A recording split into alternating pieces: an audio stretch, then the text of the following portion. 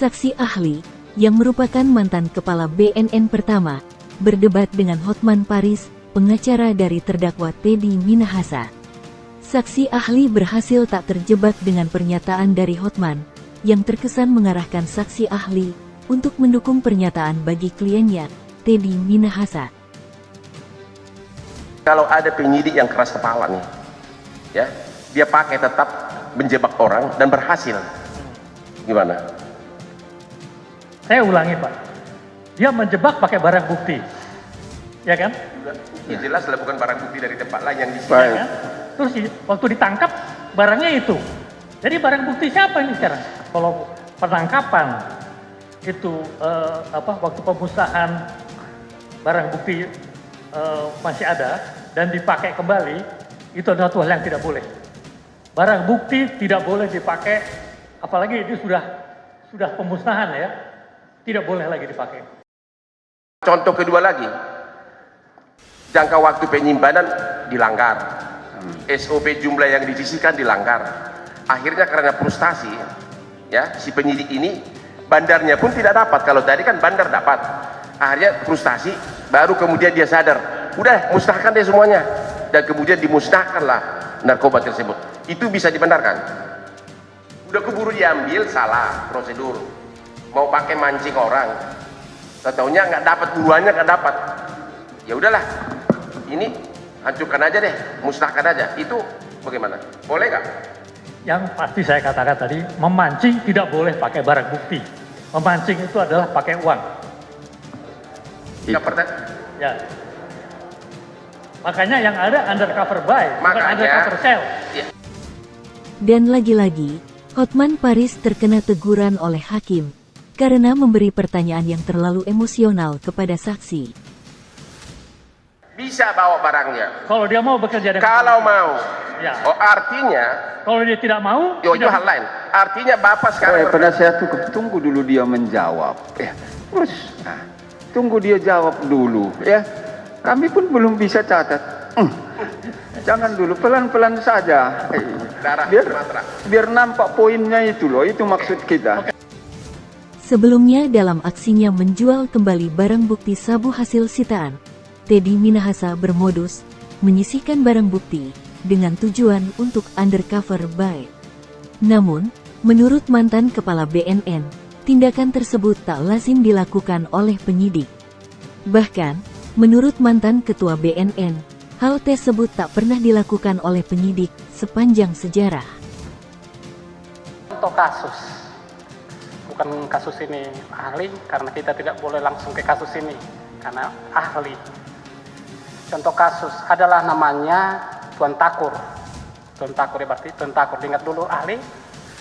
Hendak menangkap seseorang, kita sebutlah yang mau ditangkap itu Wewe Gombel. Tadi Tuan Takur mau menangkap Wewe Gombel.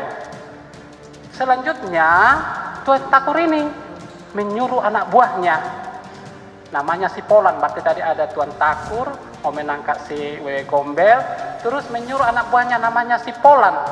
Tuan Takur ini menyuruh anak buahnya mengambil barang bukti untuk diserahkan ke Wewe Gombel, terus dengan kata menjebak. Ini barang bukti yang masih tahap persidangan. Kalau menurut diperbolehkan tidak, menurut undang-undang narkotika diperbolehkan enggak menggunakan barang bukti ini yang bukan rangkaian kasus terhadap yang masih di persidangan ini menangkap Wewe Gombel.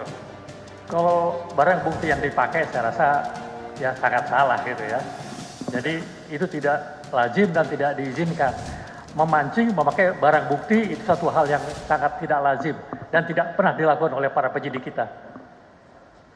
Belum pernah dilakukan ya kan? Belum pernah ada. Sampai sekarang ini Bapak kan pernah menjadi kepala BNN nasional. Ya. Mungkin referensi literasi kasus pasti banyak yang sudah Bapak ketahui. Seperti kasus yang saya sebutkan belum pernah terjadi ya? Belum pernah terjadi. Teddy Minahasa didakwa telah menukar barang bukti sabu dan menjualnya kembali ke bandar narkoba. Modus Teddy Minahasa dalam penyisihan sabu yang dilakukannya bersama AKBP Dodi beralasan untuk operasi undercover buy atau penjebakan untuk menangkap bandar. Namun, menurut mantan Kepala BNN atau Badan Narkotika Nasional, hal tersebut tidak dibenarkan dan melanggar aturan. Dalam ketentuan, memang tertulis bahwa barang bukti polisi memang wajib menyisihkan barang bukti dari hasil sitaan sabu untuk ditampilkan saat persidangan. Hal tersebut disampaikan mantan Kabareskrim, Komjen Pol Ito Sumardi. Namun, dirinya mengatakan bahwa jika barang bukti digunakan untuk menjebak seseorang, tentu hal tersebut adalah tindakan yang melanggar peraturan. Kitab hukum acara pidana ya, KUHP pasal 184 bahwa setiap kasus pidana untuk bisa dibawa kepada proses peradilan minimal harus memiliki 2 alat bukti yang sah. Kalau kita melihat daripada kasus ini, yang pertama adalah keterangan saksi ada, keterangan terdakwa, dan keterangan ahli tentunya kan, yang digital forensik dan lain sebagainya, ahli kimia forensik. Dan di sini tentunya harus ada barang buktinya yang secara real ya, yang faktual itu adalah narkoba yang diambil sebagian daripada narkoba yang telah dimusnahkan.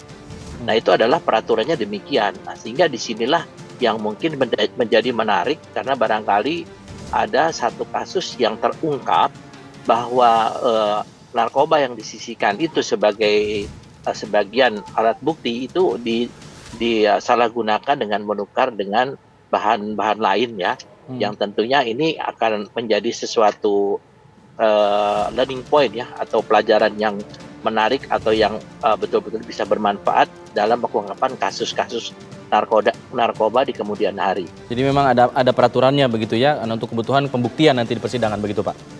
Betul, itu mutlak ya, karena kalau tidak bagaimana kita mau memproses, karena hakim akan menanyakan barang buktinya mana gitu kan, ditunjukkan barang bukti itu tentunya tidak mungkin sekian kilo itu dibawa kan, itu memang sudah diatur sesuai dengan peraturan Kapolri dan peraturan Kepala BNN. Demikian. Tapi yang dilakukan oleh Teddy Minahasa adalah ia mengatakan ia meminjam barang bukti narkoba itu dari jaksa untuk dipakai menjebak seorang Anita di situ ya, yang ia anggap sebagai cepu di situ. Nah ini bagaimana Pak proses peminjaman dari, apakah itu hal yang lumrah dibolehkan juga? Memang kalau sesuai dengan aturan istilah menjebak itu tidak boleh ya. Tetapi kalau dikatakan namanya undercover buying itu sebetulnya maknanya juga sama, karena kita melakukan pembelian secara terselubung agar tidak diketahui bahwa identitas kita adalah sebagai petugas aparat penegak hukum. Itu boleh saja, tapi kalau diistilahkan untuk menjebak seseorang, barangkali ini nanti ada sesuatu yang akan diungkap oleh hakim, karena kalau menurut aturannya kan di dalam kitab proses pemeriksaan itu kita tidak boleh melakukan penjebakan